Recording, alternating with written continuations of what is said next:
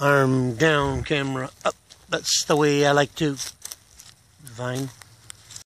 Yeah, when I was kids, my parents would take us everywhere, way out in the woods, way out in the middle of nowhere in the sticks, different states and stuff, and we'd still find our way home. Well, gophers, way back in the 1800s, when they were still settling Florida, used to be a huge problem to settlers. They'd would stampede across the plains of Florida and would fall upon travelers and trample them. And then those who weren't completely killed by the stampede were eaten by the ravenous gopher, since they're so heavily carnivorous. But then the Reagan administration started up and started the Star Wars program, which everybody thinks it was for our defense, for America. But actually it was a secret program they had they didn't want everybody knowing about, to control the gopher population. I happen to have some film of this, and I will gladly show you a cut of it.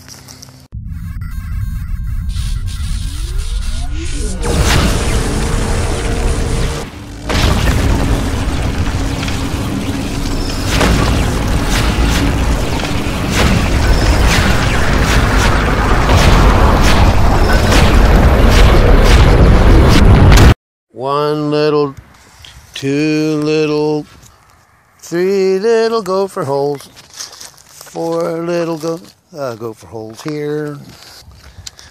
God, it's the biggest gopher hole I've ever seen. What the hell? You can drive a truck in that thing. That must be the Queen Mother's gopher hole's nest, and all the others must be gophers that serve her. Houston. I need you to get the satellite and beam down at my coordinates, and I'll tell you where to move the satellite, okay? Okay, move the laser over a little more. Back. Wait for it. Fire.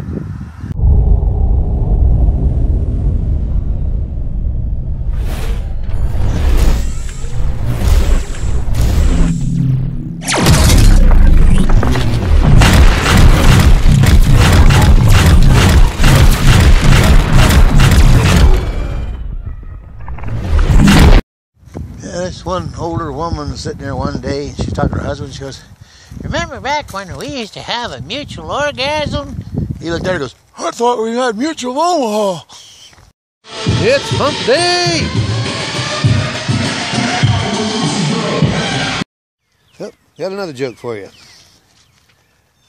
The ship sailing along the coast of South America.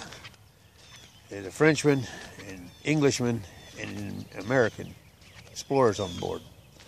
Well, they end up wrecking on the shores, and the men swim ashore, and cannibals fell upon them.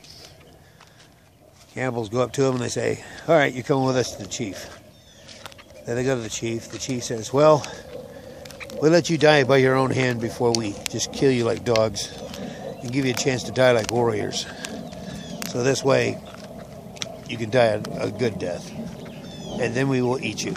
But if you do not take your own life by your own hand, we'll kill you, and we'll make your hides into canoes. Because your hides make good canoes." So they go to the Frenchman. "How do you want to die?" He goes, "Give me my pistolet." So they give him a pistol. He goes, "Vive la France!" Blows his brains out. They go to the Englishman. "How do you want to die?" He goes, "I'll take me sword." And they give him the sword. And he goes, "Long live the Queen!" Right through the heart. They go to the American.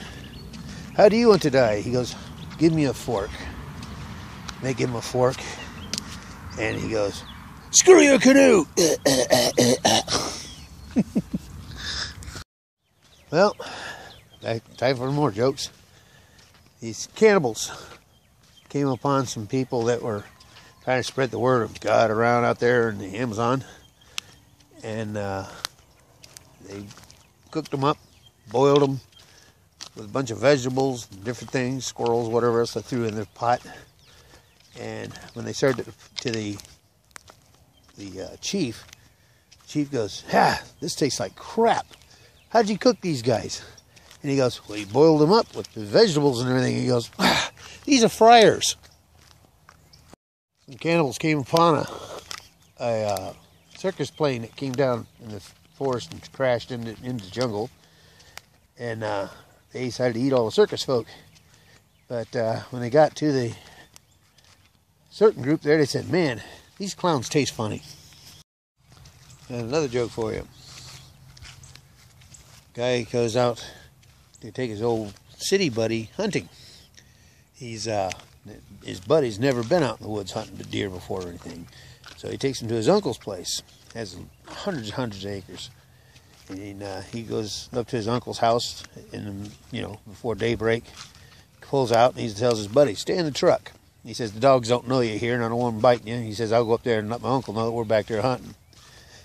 And so he goes in there, knocks on the door. His uncle comes in and says, hey, come on in, have some coffee and this and that. And he goes, no, I got a friend out in the truck there. He says, he explains how he's bringing his friend out here to go hunting and all. And he goes, yeah, okay. He says, I got a lot of deer back there eating some clover he's been planting. And a lot of deer back there this year and some turkey to go with it. And he goes, oh, good. And he goes, but his uncle asked him, he says, would you do me a favor though? He says, you know old Joe? He goes, you mean the old mule that I used to play on as a kid out there? He goes, yeah. He says, things ate up with cancer and everything else. It can't hardly move. It needs to be put out of its misery. And he says, and I can't put myself to do it. He says, I love that old mule. He says, if you would you go back there and shoot her in the head, just to put her out of her misery real quick? I'll go back there later with the tractor and bury her. And he goes, yeah, I'll do that for you. He says, sorry about that, but he says, I'll do you that favor. So he goes out to the car and he thinks he's going to have some fun with this.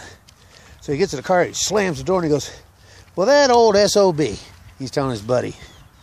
He says, after all this time, I've been out here helping him on this farm and everything else. He won't even let me go back there and go hunting. He says, he won't even let me. He says, I even helped him build that barn right there as they're driving by a barn. He goes, and I put all these fences up out here for his cattle and all. He says, he won't even let me go back and go hunting. He goes, well, I'll show him. And he pulls up where that mule's outside of his pen and pulls out his rifle. And he goes, I'll show him. Bam! Shoots the mule right in the head. Mule flops down on the ground. He gives it another shot just for safe measure. And then he hears in the background, boom, boom. And he goes, what the heck? He turns around and looks at his friend, and his friend goes, I saw how mad he made you. I shot 2 of his cows. Yeah, sometimes I get bored. So I turn off the lights in the bathroom, turn on the shower, and pretend I'm in a submarine in an emergency situation.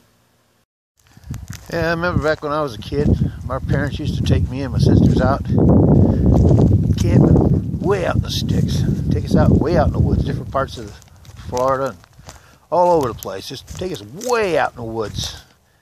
And we'd still find our way home. Now there's one family sitting there at the table, and they're eating there for a while. And the whole time they're sitting there eating, the little boy's talking to his dad, and mom's talking to the daughter. And the boy finally says, Dad, he says, I got something to ask you. He says, I'm getting older. I notice girls' boobs, they're not all the same. Some are big, some are small, some are pointy, some are lower than others, some are high, some go out side to side. He goes, well, son, he says, when you're young, girls' boobs their breast is beautiful, firm. Bounce a quarter off of them. They jiggle like firm jello. They're nice and solid, and you play with them for hours. He says, then you get a little older, and they're still nice. They're starting to get a little softer. They hang down a little bit more, but they're still fun. They're always fun to play with. And he says, and then you get older, and you get sad. They hang down low, the nipples point down. He says, and it just gets sad. And the mother's sitting there looking at him. So the daughter goes, Mom, is it about like that with men? And she goes, sort of. She goes, when they're young, it gets up before they do. They can cut glass with it.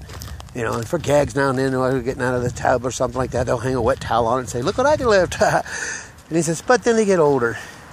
And they get used to things. And it's not as often. And they spend all night to do what they used to spend all night doing. And he says, and then when they get old, it's sort of like a Christmas tree. The tree's pretty to look at, and the bulbs are strictly ornamental. Bob, can I come over to your house? Yeah, but I have a dog. Does your dog like children? Yes. In fact, he just finished 2 this morning. Dun dun.